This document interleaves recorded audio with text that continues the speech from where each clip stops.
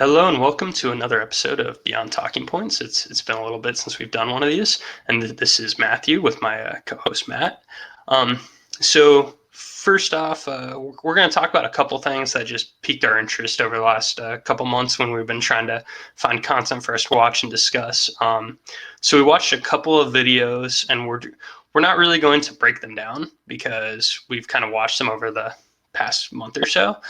But they're a good springboard to talk about a lot of random topics that come to mind in those fields. So the first thing we're going to talk about is this video. It's an episode of Uncommon Knowledge. We watched an interview, and it was with Victor Davis Hanson. He does, or Henson. I want one of those two. He wrote a book called The Case for Trump. It's essentially his rationale for why he voted for Trump and essentially why he's happy that he voted for Trump. And it's an interesting interview. And then the other thing we're going to talk about is it was a debate at the Soho Forum, which is kind of like a libertarian venue. And it was posted on Reason Magazine. They host all these on video and on podcast. And it was between Thaddeus Russell, it was an argument about postmodernism and how it relates to libertarianism. And we've kind of talked about postmodernism a little bit here and there. And so we're going to use that to launch into a discussion on that and just kind of feel out our thoughts after watching his take and that debate unfold. But first, we're going to talk about the case for Trump. So I'm not sure if Matt has anything he wants to start with in particular, or okay. So he's just leaving the floor to me. I think it's interesting. He kind of starts with the premise of a thing a lot of kind of milquetoast Republicans were saying when they jumped on board with Trump around 2016, right before the election. Pretty much he mentions how he's not Hillary. And when you strip away his dirty exterior, he ends up being a pretty moderate Republican, which is kind of controversial because of, Trump derangement syndrome, and you hear people freaking out about him to think that maybe he's just a moderate Republican. I don't know if that's an accurate appraisal, because he definitely strays from orthodoxy, but the author's kind of making this argument that it's worth it anyways in a pros cons list thing. Why wouldn't you pick him over Hillary? Is that kind of a good summation, I guess, of his basic thesis, you think? Yeah, I would say so.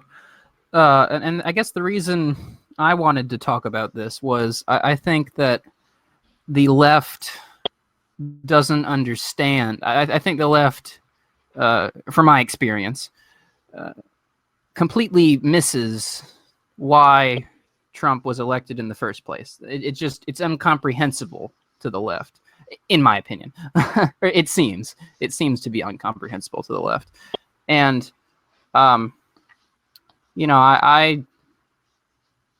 so that is, I think I view Trump in a quite a different way than other people on the left do.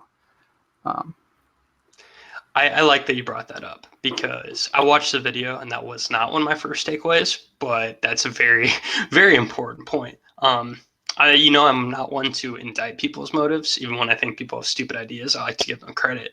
But the thing that's been most likely to make me want to indict people's motives is when I hear the people on the left in Washington imply that like every Trump voter is a bad person because they voted for Trump. And when it was 2016, and I was a very, very moderate Republican at that point and not very libertarian, I voted for John Kasich for the Pennsylvania primary, something I deeply regret. But I found myself wanting to vote for Trump for two reasons. One, because I was disgusted by Hillary Clinton, not her personality. I could not care less about people's personalities. But because I pretty much thought that even though she wasn't Bernie, if enough Democrats supported what were Bernie's ideas, she'd sign them into law. And that scared me. So I was like, not going to vote for her. And I lived in a swing state. So I was like, I'll vote for Trump because it's not Hillary. Also, people overreact to when Trump is, I don't want to say provocative. When he's over the top, people are like, wow, he's a liar. And it's like, nah, he's just saying stuff off the top of his head that also happens to be false. And then when people overreact to things, it's either funny or makes you want to spite them. Those are the two reasons I voted for Trump. It's not because I really agreed with him in any particular way. And that's the thing that people on the left either have a hard time grasping or they're dishonest about it because they want to paint people with a broad brush. So yeah, I think some people just don't get it. They assume that you have to be, xenophobic or something to support Trump, and that's clearly not the case. And that's kind of like that's the case Victor is laying out. I think that the reason Trump won wasn't, or it wasn't that he was, the best candidate out there. It was people who were fed up. This is going to sound so cliche, but I'll say it anyway. People were fed up with a broken system. That they were fed up with getting two parties who, while outwardly being against each other, were basically colluding behind the scenes. They were tired of the rigmarole. They were just tired of the Washington establishment. And Trump came along and said, "Hey, I'm not part of the Washington establishment. I'm an outsider. I'm going to go in there, drain the swamp." And people listened. That was and I think people listened because that was a legitimate. That was a legitimate position to take. I think. I was not old enough to vote in the 2016 election. Although if I had been old enough, it would have gone either two ways. I would have. Well, I'm from a red state, so it would have. The state was going to go to the Republican candidate no matter what. So because I was in a red state, I probably would not have voted at all, or I might have voted for a third party candidate. I might have voted for Jill Stein, for example. Now, if I had been from a swing state, then I would have held my nose and voted for Hillary. That's my position on the what action I would have taken if I had been old enough. So that kind of, I want to go a few directions with that. So the first thing though is how you kind of laid out what made you think of why maybe Trump won. And well, the argument you're making is a very common narrative. I mean, everything is kind of a narrative that we're just kind of slinging along. It's hard to make a particularly compelling argument either way. I personally just think Hillary was a terrible candidate, and she didn't make voters excited to vote for her. I agree. That's why Trump, I think he won. I want to say it was Wisconsin where he won, and even though he got 1 million votes less than Romney, who lost that state when he ran. And it's just because Hillary did so bad at turning people out. So wait, no, let me be clear. Hillary was a terrible candidate. I completely agree with you. Yeah, so I think it was one of those. It was a campaign where they're just flinging poop at each other, and then nobody wanted to vote for either person, and then some people turned out, and it was just really, really low turnout all around. And that worked for Trump because a lot of people who didn't like Hillary didn't end up voting, even though they probably would have preferred her. Now, I want to say something just about voting in general, just because I think it's an interesting question. I've thought a lot about voting, especially since 2016, because I just kind of did it inherently. Now I've kind of had an anti-voting. I'm kind of against voting. That's what I'm finding. As I grow more against democracy, as I find democracy essentially a subtler form of tyranny, but still tyranny nonetheless. I don't like doing anything that implies I support that system, which voting would include.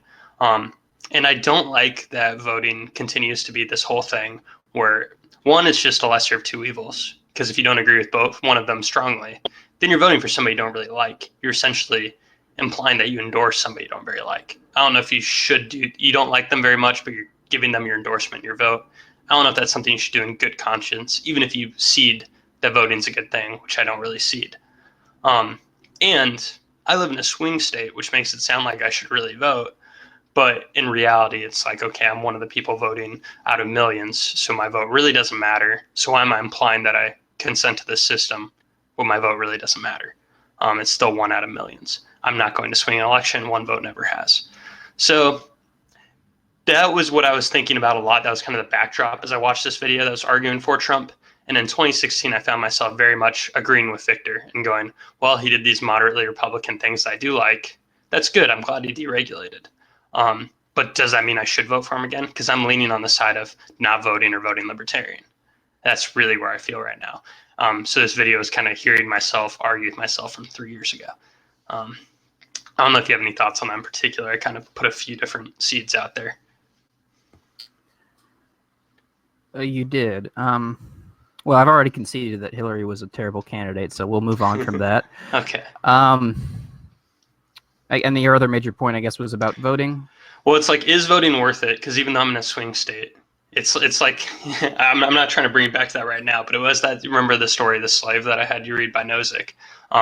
He kind of says the joke he kind of makes is you have the right to vote in that hypothetical, but only to break ties, and that's kind of what voting is. Your vote doesn't do much most of the time, ever, because no election's been decided by one vote. You're one out of like millions.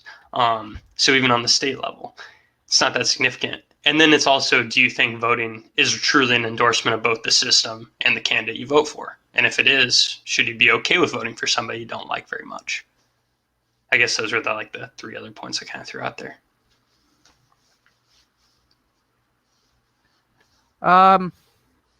Well, I have heard some people on the left, generally it's on the left, argue that we should have mandatory voting.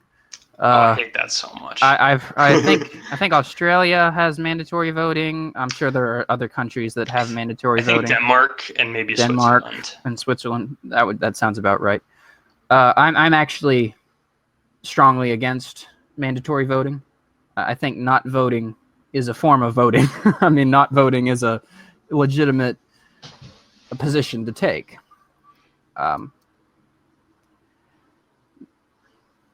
Now, I think we have very different takes on democracy. Yeah. So I think we're going to have very different views on whether one should vote and whether voting matters at all. Yeah, I don't have much to add to that, actually.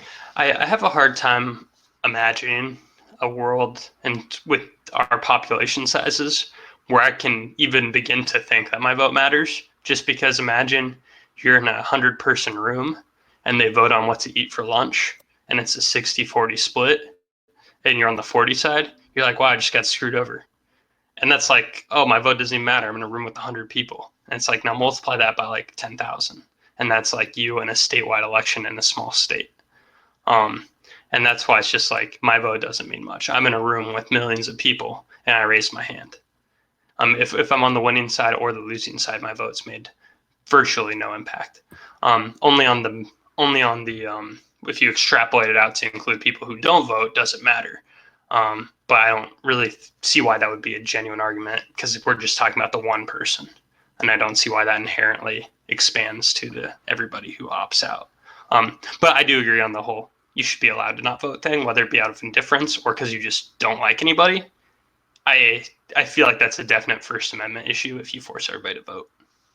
I think maybe I would put it this way. I think that it's not so much voting in and of itself that's important, but it's what is associated with voting. So to go back to the 2016 election, if I had been in a swing state, I would have been more likely to campaign for Hillary than I would have been back at home, whereas I said I live in a red state. So I think that would be my position. I think it's what you associate with voting. It's the very act of putting your voice out there and trying to explain to the world, your truth. Well, we'll get into truth later. And just seeing what happens. It's not about you're not going to win every battle. Yeah, I think where you and I start to either stray, or maybe it's just because I don't know if this has come up in your thought process, but it's come up in mine. Is I don't necessarily believe as an inherent good, like that being politically involved is in any way inherently good. I don't know if that's in any way a good thing. I think a lot of people learn a little bit and then they feel like now they know everything, and now they can go speak about it and be informed, and they make decisions based on incomplete information, knowing that thinking they have complete information. I mean, I think that's just as bad as not caring. I would, in an ideal society, well, I don't mean to interrupt, but I just want to say something. okay, yeah, go ahead. In an ideal society, and obviously we're never going to create an ideal society, but in an ideal society, there would not be need for every citizen to be politically involved. If I were in a situation where I felt, oh, this is as good as it's going to get, or I'm pretty satisfied with the political situation in this country or in this state or whatever, I probably would just tune out of politics altogether and focus on other things that interest me. Go ahead. Well, like the only reason I'm interested in politics is just because I find it fascinating. I find all those. I'm a social science geek. I like stuff, whether it be I read all that kind of stuff, I listen to all that kind of stuff, whether it's politically related or not. It just happens to be something that I'm fascinated with. Now, I guess to even strike down if somebody said, well, like imagine a world where the most involved and informed people are making decisions, that would be better. Even if that was a counter argument somebody brought up or could bring up, that doesn't sound that good to me, just because I know how much information I take. And I'm not trying to sound arrogant, but in terms of voters, I'm probably in like the top 20 percentile of informed voters when I vote on issues in general. And that's because it's just a hobby. But with that being said, I don't know so much stuff. Like, I'm not educated enough to make so many decisions, because even though I intake so much information, I don't know that much about most foreign policy, and my vote would shape foreign policy implications. So it's like, even if everybody was overwhelmingly more informed than they are now, is it even good that they're making decisions that shape these things that they probably don't know a lot about?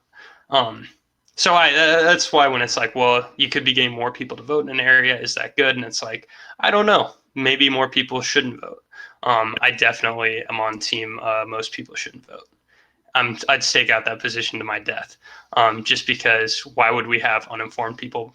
Like in practice, I'm not going to implement it tomorrow. I think our system is broken, whether we made it so more informed people vote or not. You'd have to decide how that counts. I'm just talking theoretically.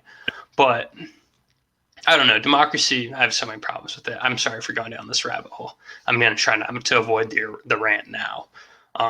Yeah. I'll add something to try to tie the loop on this discussion. Okay. Go back to where we started.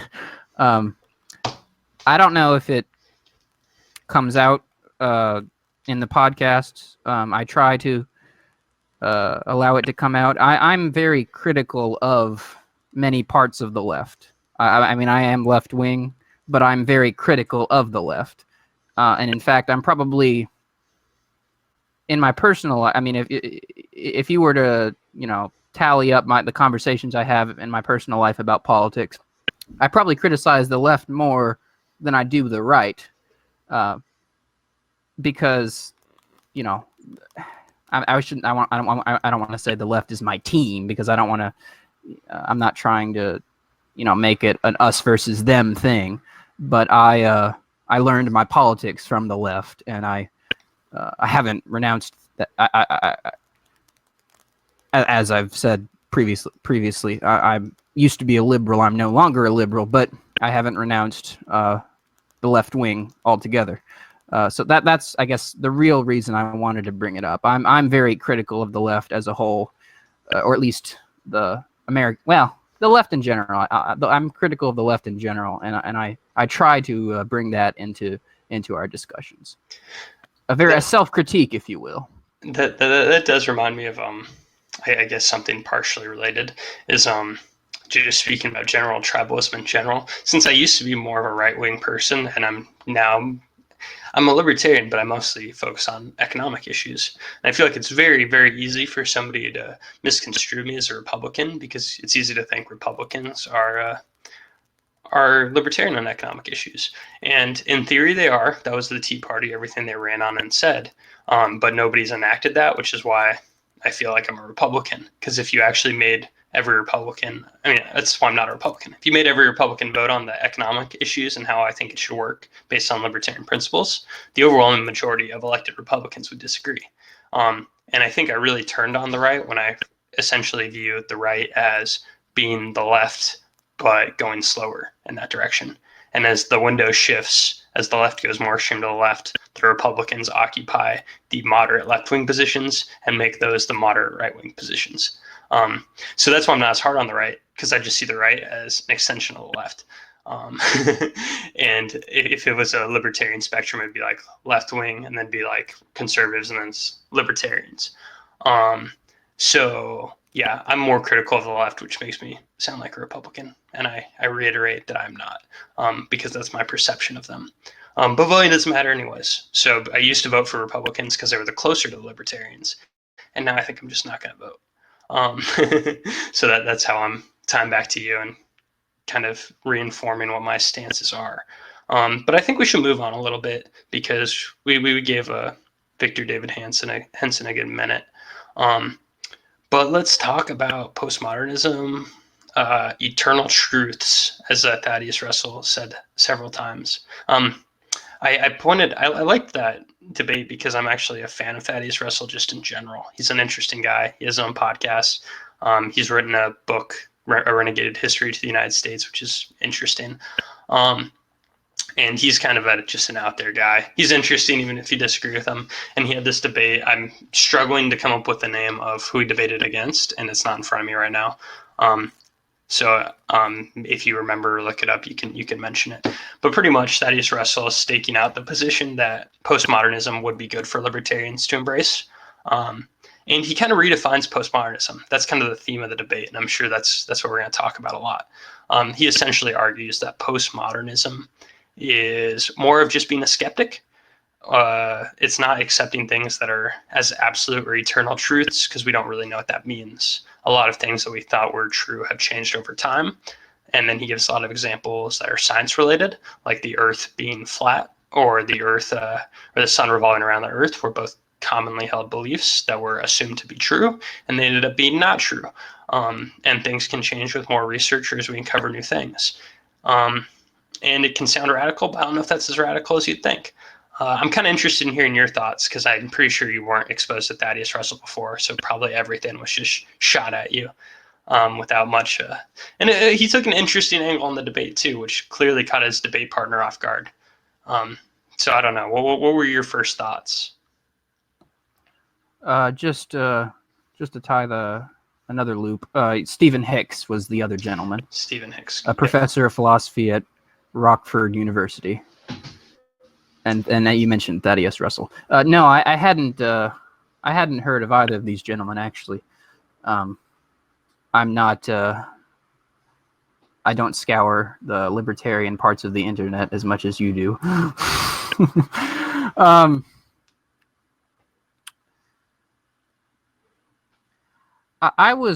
quite interested in the question of postmodernism, because, of course, it gets to a core subfield of philosophy, which is epistemology, or, in other words, the study of knowledge. How do we know that we know something?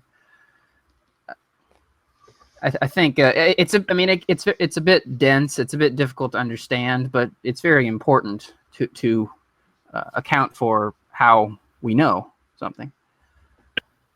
And I was trying to think of the best. I was trying to think of the best term for my position. This is kind of just what I do in my spare time. I come up with my own terminology for things.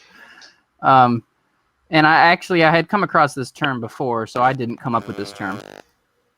I would consider myself a postmodernist. Now, what do I mean by? I just threw a jargon at you. Wow. Okay. Let me explain what I mean by a postmodernist. I think that postmodernism I think postmodernism hits at a core aspect of the human experience. Absolute truth, or truth with a capital T, is basically an impossibility. We will never we don't know absolute truth. I think that's, I mean, it's self-evident to me. Obviously, that would be very controversial to some people, but it's self-evident to me. And you, I mean, you can just. An example that I like to give is mathematics. Mathematics works. I mean, we can use mathematics to apply to natural phenomenon, to economic phenomenon. But when you ask mathematicians, why does math work? What is the foundation of mathematics? They can't answer that question. They don't have a foundation for mathematics.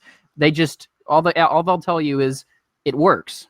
It helps us explain the world. It helps us explain reality. And of course, if you've taken a philosophy course, you will have run across the name Immanuel Kant, the German philosopher, who the Critique of Pure Reason, I believe, was his magnum opus, and he in that book. It's been a little while since I've looked at Kant, but in that book, he argues that the world, in and of itself, is unknowable. That we don't have access to that world. That we have access to our perceptions. Well, yes, Kant is very hard to explain. Let me try to backtrack a little, and then I'll let you jump in. You know, we don't perceive the world, or we don't perceive the world as it is. We don't see the world as it is. I should say that. We have perceptions, and he draws a distinction between perceptions and the world in and of itself. I'll let you jump in here. So I agree with a lot of what you said. I agree with most of what you said. I found myself firmly on the side of Thaddeus, which is I don't know. It's kind of interesting because he lost the Oxford style debate there. He picked up less votes than Hicks did. And Hicks was somebody who I was somewhat exposed to. He's essentially an extension of Jordan Peterson's critique on postmodernism. Just to kind of go back to the debate, it seemed like they were talking past each other because there is implications that Peterson and Hicks' critique of postmodernism draws, right? So Peterson implies that based on these theories, there are these political implications, and those political implications have implied this or that. Or they have this implication on if life can have meaning, if there's no absolute truth, or, that's how people use it as a segue into, radical Marxism, identity politics, stuff like that we just don't like. So it ends up critiques of identity politics get wrapped up into critiques of postmodernism when it seems like it's not fitting. Then Thaddeus Russell comes in and he pretty much says, no, you guys are reading it wrong. It just means we don't believe in an absolute truth. But that doesn't mean we're denying the rules of the game in which we play and the rules of our perception, which I totally agree with. And he kind of is the reason I had a breakthrough into postmodernism, like maybe 8 or 10 months ago, where it clicked for me was hearing him talk about it. And with that being said, I don't think Hicks and Peterson are necessarily wrong. People could be taking these theories and turning it into political statements that are done based on a fallacy. But the points that Thaddeus is making, how we can't, understand these universal truths, I think he's making a really compelling argument. Like, kind of, you could say that. You could argue that, well, we know what the Earth looks like. We've lived here for hundreds of years. We've looked at it in all these ways. We've done all these tests. But everything we're doing is based on the human, ways we perceive things as a human. It's filtered through how good our eyesight is. It's filtered through how good our senses are. It's focused on how we interpret the world. But then you have to imagine, maybe think of an insect that doesn't use its eyes, or maybe only uses its eyes, and its eyes work differently, or it sees things in certain lighting, how, some animals can see completely in the dark and we can't. Well, which one of us is right? What do these things truly mean when you look at it beyond just our perception? How can you say one of those is true when there's like all these different ways that can be perceived?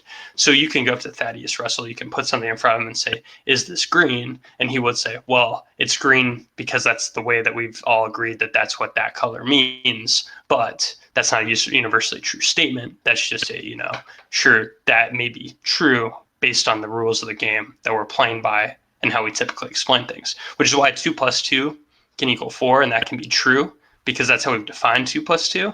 But that doesn't mean 2 plus 2 equals 4 is some universal grounding, because some different interpretations of the world and the universe may not even need that kind of grounding. If we had access to a 4th dimension, maybe, then we would be in the same realm, but interpreting things in a completely different way that defy that. We don't know. We are limited by our senses and our knowledge. And I think that's a really compelling argument. I also think that argument has almost no political or social ramifications. And that's why I think it's weird when people like Jordan Peterson take it down in the name of politics. So yeah, I don't know if I think you agree with what I just said, I think. But yeah, go ahead. You can respond to that.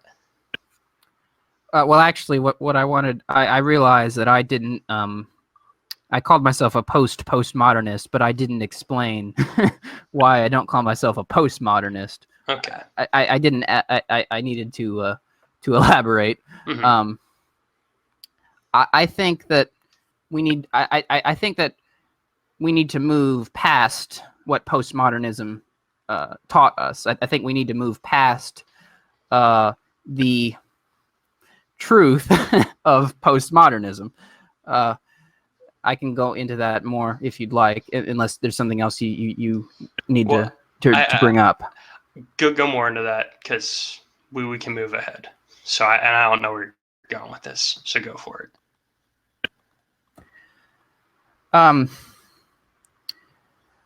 I think that the fact that we can't establish absolute truth, it doesn't invalidate a lot of our. I don't think it invalidates a lot of our truth claims. Like the. I'm trying to think of a good example to illustrate it.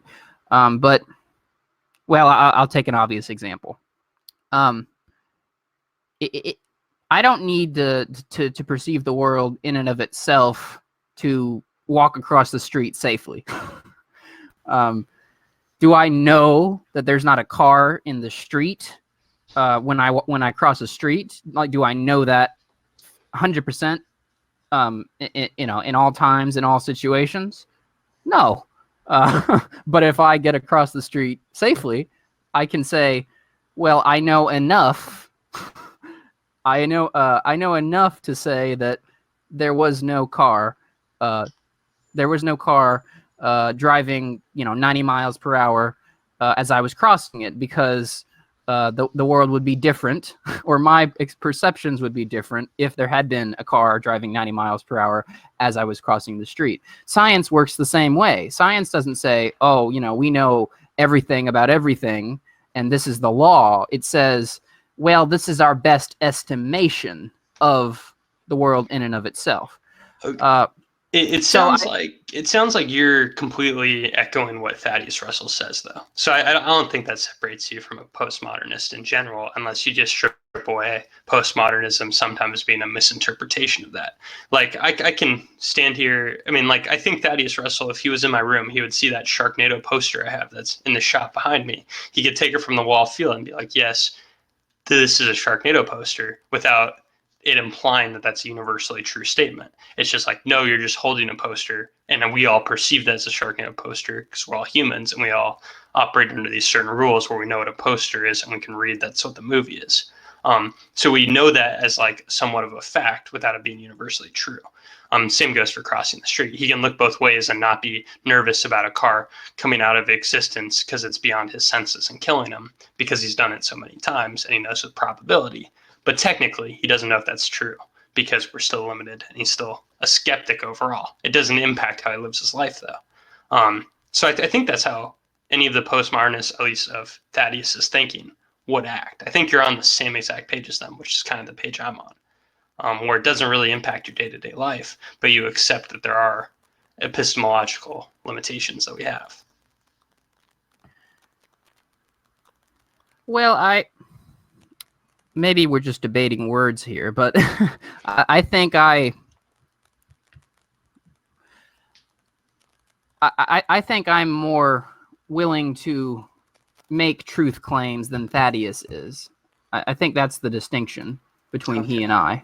I think I'm more comfortable making truth claims on the on a good enough answer than Thaddeus is. Okay. And also, ironically, I probably do agree with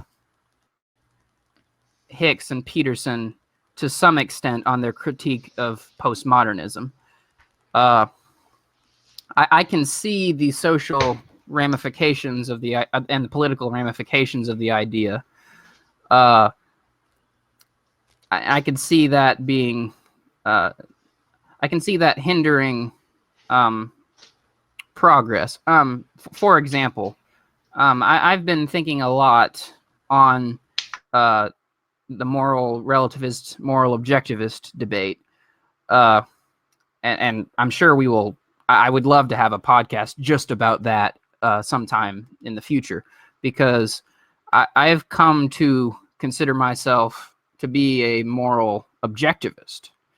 And I'm sure Thaddeus, from what I know, I think Thaddeus would disagree with me in that regard. And I can see, I only bring that up because I can see how postmodernism can invalidate the ideas of moral objectivity. So that's really why I say I'm a postmodernist. I think postmodernism is generally right, but I think you have to. I don't think postmodernism can account for. I think a purely postmodern outlook does miss certain facts about the world, or it does miss certain parts of the human experience. Yeah. Okay. So we're getting into good stuff, because I'm feeling strong disagreement from me to the words you're saying, which is good territory. Wow, that's a lot. At first, I thought we were having just an issue based on language being limited and us not liking each other's words, but that's not the case. Because I was going to point out, like, I've listened to a lot of Thaddeus's content, and he does loosely use truth claims in the sense that how he would in day-to-day life, he doesn't always make an effort to imply that he's not stating a universal truth. He was more doing that for the sake of debating, where he would go over the fact it's like, yeah, I can do this, but it's there not was there was an example of that in the debate itself. In fact, the moderator quoted Thaddeus. I don't have the exact quote in front of me, but I think it was something like, "I'm completely convinced that the Allies killed way more people than they saved." Mm-hmm. You're correct. And it's very easy to say, like, well, this kind of fact can be true without it being a universal truth, and there's a lot of things to be done there. And then okay, so let's go back to Hicks and Peterson, because that's where I think we get in dicey territory. So I like Hicks and Peterson's takedown of postmodernism because it's not a takedown of postmodernism. It's a takedown of radical leftists who co-opt postmodernist language to make a bad political argument. And I agree that their political argument is bad, which is why I find myself often nodding my head when I listen to Peterson and Hicks talk about those radicals that are making a poor argument. And as Thaddeus would add, it's a poor argument based on our perception of logic that we all agree is we mostly agree is a decent system for understanding and implementing ideas. But that's aside the point. That's kind of a I was trying to be a little bit funny there. But so I agree with them to that extent. But once you get into universal moral truths, I think you can easily find things that we could mostly agree are truths, but I don't think you can get to any kind of eternal truths either. That's why I think postmodernism does extend to that. And I don't know how you could, I guess, say what you say and then also be a moral objectivist. Because I can easily agree. I think Sam Harris's typical example is like, imagine the worst pain you could ever feel, and why can't we all objectively agree that's the worst thing? And it's like, well, because that could be very different for each person. It could be different depending on the same person at the time of their life. And it's very different between people because you could just hypothetically also imagine a person who would love to experience what you consider the worst pain possible. And that's why I quickly see how it's not objective, except on the individual level, which makes it not a universal truth. It's more of an individual truth.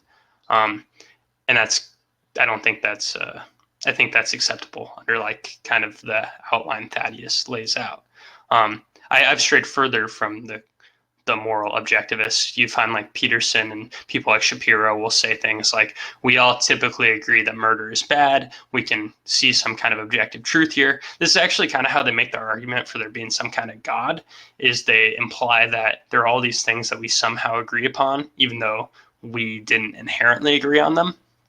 And it's something in the soul or human nature, something like that, because these are eternally true. They're inherent to us as moral beings. And I just don't find that. I think there's probably good evolutionary reasons why we've become civilized, at least mostly civilized. And it's a good thing we think they're wrong, but that doesn't mean they're divine truths, because it's easy to imagine a tribe of people who have been isolated from us for thousands of years, and they think murder is acceptable in all kinds of situations we wouldn't. And I think it's very, very gray. So I'm definitely not a moral objectivist. I just don't see those things jiving well. But if you can tell me why you think those things aren't in contrast, I'm all for it. Well, I never set out to change minds, so don't hold your breath. Whenever someone says change my mind, I'm like, no, that's not going to happen. Well, I mean, but I'll give you my take. Yeah. I mean, if you make an argument, because that's the point of discussion. You're making your argument. You're laying out why you think it. If it's more convincing than to me to what I just said, then I'm all for it. I want to hear what it is, because I just don't see how that can work.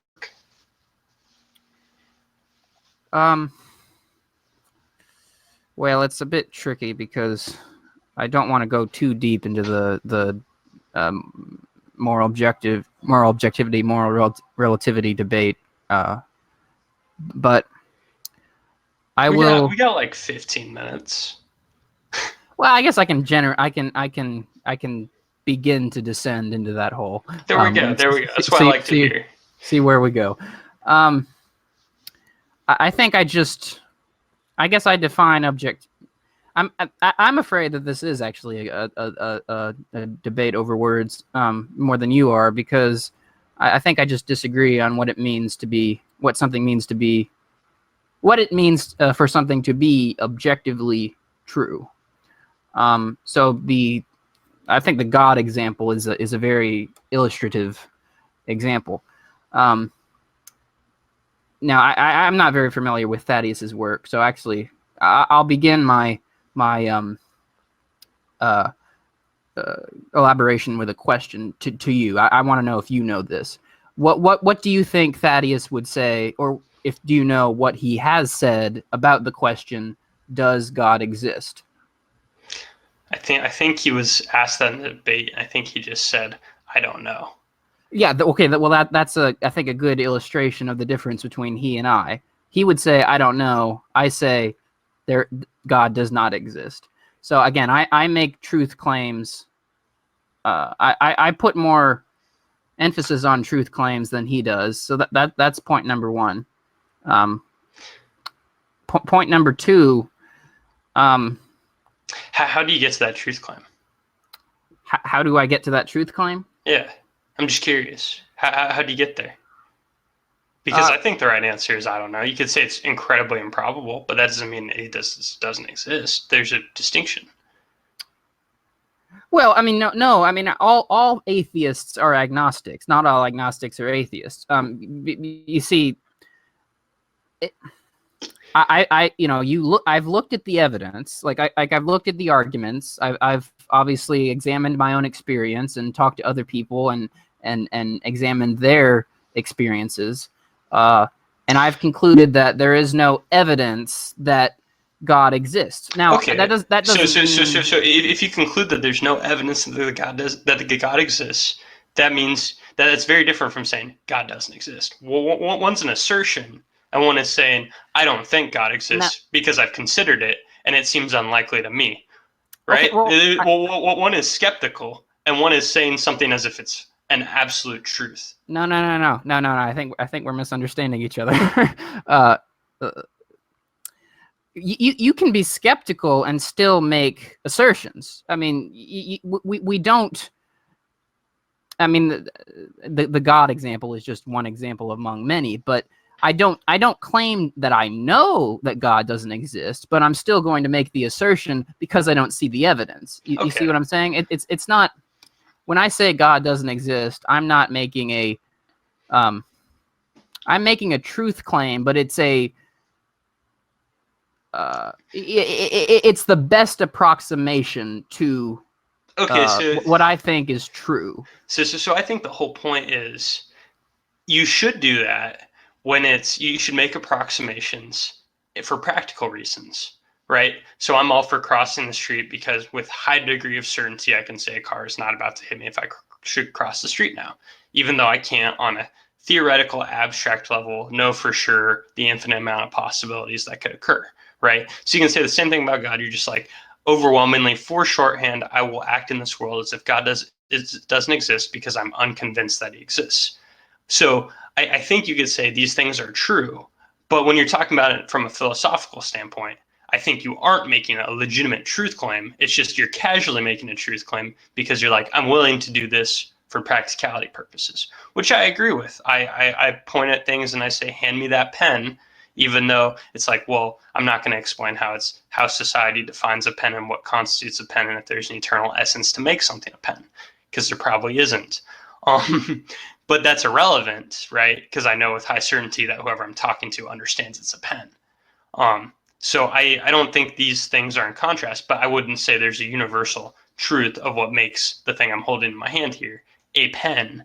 Just like I wouldn't like to say, no, God doesn't exist unless I was being lazy and didn't want to stake out my agnostic position.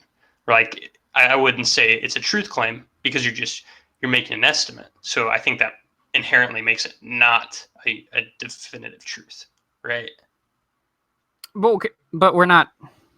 I mean, I don't want to go down the atheist rabbit hole because this is.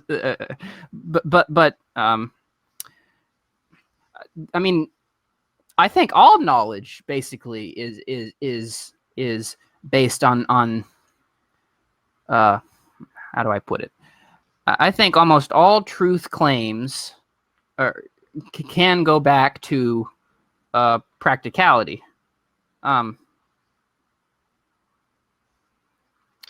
See, I mean that science is based on that. I mean, like. I'm trying to think of a good science example, and my brain is blanking. But science doesn't say we know eternal truth. Science says this is our best approximation of it. But if you talk to a scientist, they're going to say, "Oh, this is true." Yes. You see what I'm saying? So that's why I think it's an interesting discussion that Thaddeus had, because I think he stakes out this point that you wouldn't expect based on what you hear about postmodernists. He stakes out this point that he pretty much says it's okay to act like things are true, but philosophically, we don't have eternal truths because we're too limited to ever discover them. So he would agree with you using shorthand, but he would say we should still be curious and skeptical. And that's, he mentioned how, like the law of gravity has been revised before and stuff like that. So I would say, like, Yes. But making truth claims doesn't mean you can't be skeptical. Well, the thing is, I guess you would just define truth claims different than him. If I told you in this conversation we said truth claims were things that you could say were unquestionable, absolutely certain, eternally true, you would say, okay, well then that's not, well, what you're saying is a truth claim wouldn't be a truth claim under the definition that Thaddeus stakes out, because you're not saying those things are unquestionably true and eternal. You're just saying we're highly probable, right? So it's just a word difference. And he would probably agree most of the time you can do that word difference. But that's so. I don't think there's a real difference there.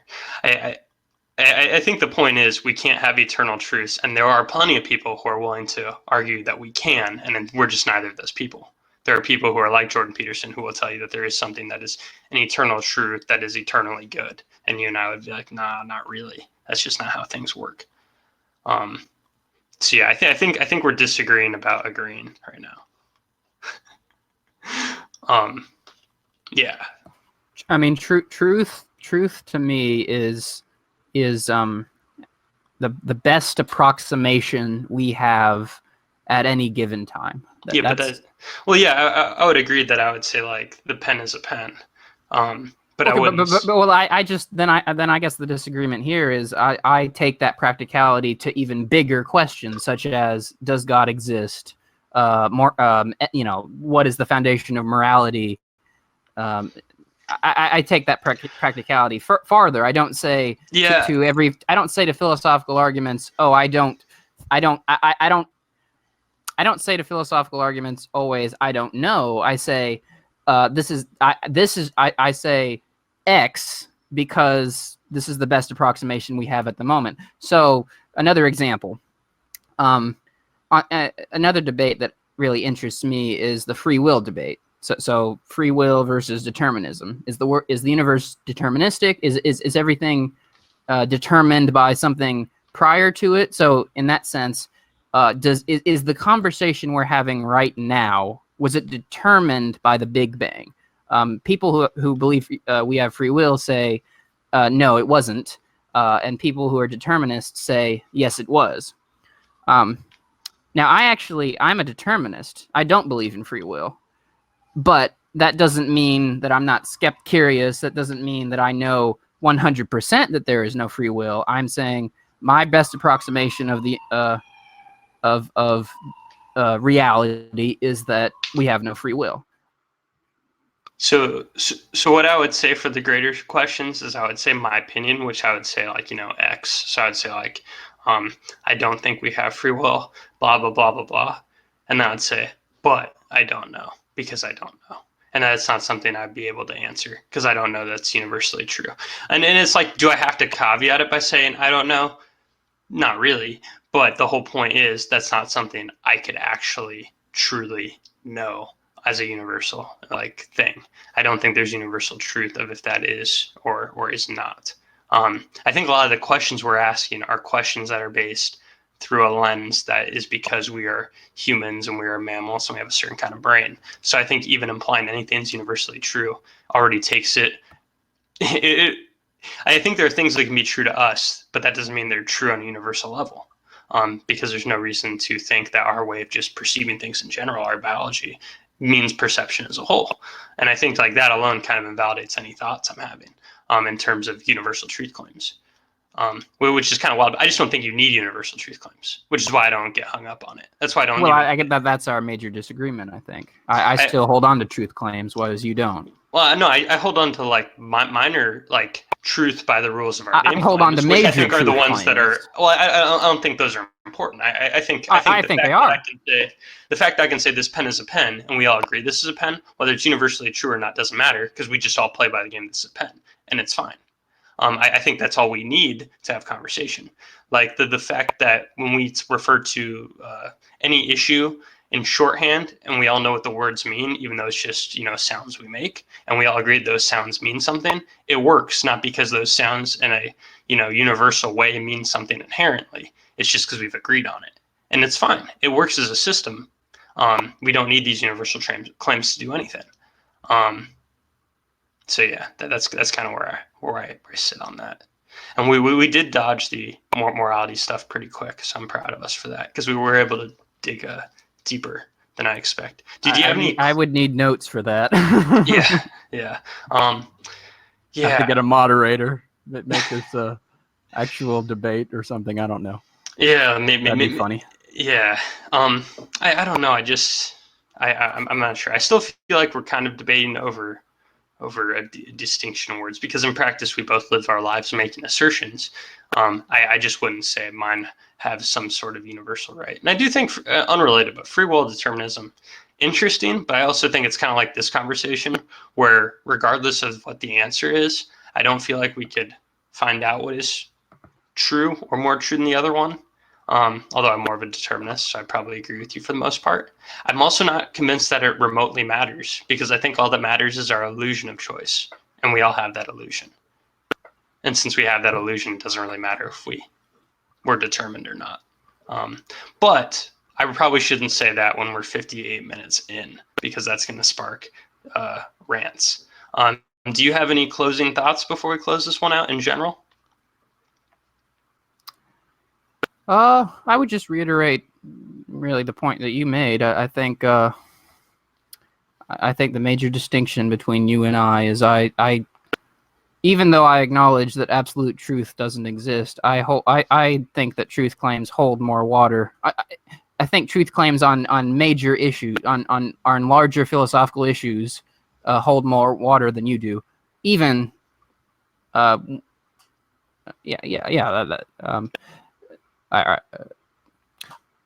think they hold more water than you do. And that's really my criticism of what would be my criticism of Thaddeus and of postmodernism in general. I don't mind, even for big claims such as free will, or the question of do we have free will and does God exist. I don't mind using the shorthand. It doesn't mean that I know that I'm right, but it is once again, I think it's the best approximation to reality that we have. Yeah, totally fair. So I guess what we took away from this episode was, I think we started with Hillary sucked. We went from that to, is voting worth it?